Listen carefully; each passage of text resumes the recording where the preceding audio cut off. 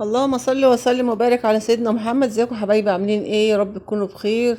النهارده عملت حفلة بيتزا بكيلو دقيق واحد. عملت 6 بيتزات من الحجم الكبير، حاجة كده خرافة فاخر من الاخر.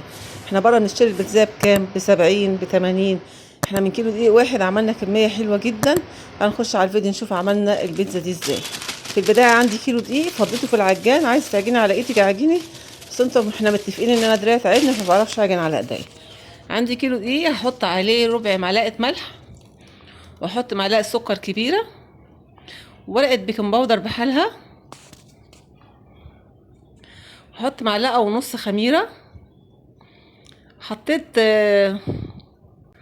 زعتر، توم باودر، بصل باودر، ربع معلقه كده من كل حاجه عشان انا عايزه اللقمه يبقى طعمها حلو. تمام. انا المفروض احط كوبايتين زبادي، بس حطيت كوبايه واحده، وجات الكوبايه التانية جيت افتحها لقيتها بايظه.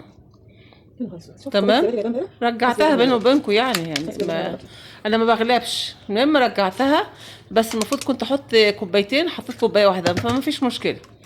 حطيت بيضتين.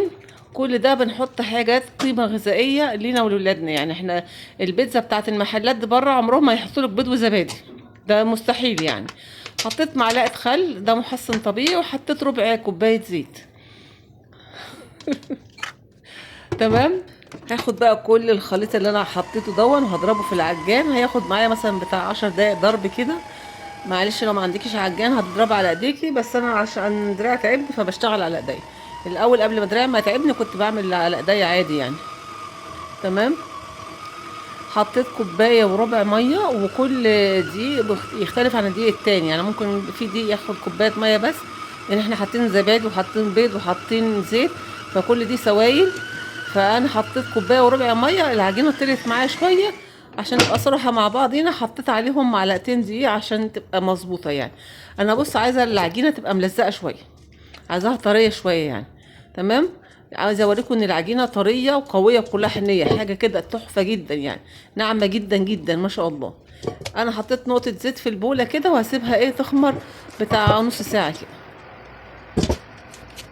العجينه طالعه جميله جدا جدا، بسم الله ما شاء الله عليها يعني. هقسمها بقى على ست قطع. عملوا معايا 6 بيتزات، بس بصراحة تحفة تحفة. انا مش بغازل فيها عشان انا اللي عاملاها. المقادير مظبوطة مية مية، امشي عليها تاكلي احلى بيتزا ان شاء الله.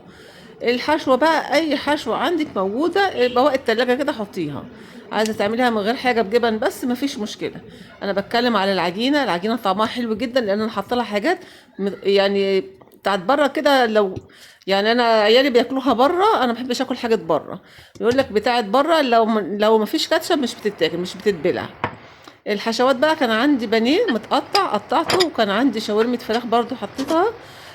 زيتون بقى وفلفل الوان. انا بحب احط على البيتزا بصل.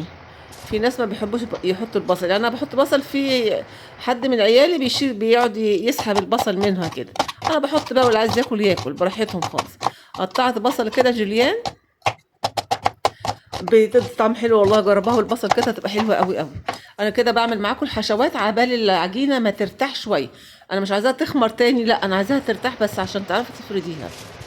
هنمسك بقى القطعه بالمردانه كده، اقعدي افرديها على قد حجم الصينيه، ولا عايزاها رفيعه قوي ولا عايزاها تخينه قوي.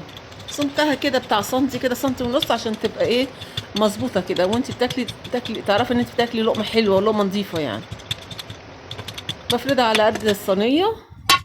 وابتدي انا عملت الصلصه بتاعت البيتزا. يعني بصراحه عملتها. كان عندي كيس صلصه اللي انا بفرزها على العادي دي.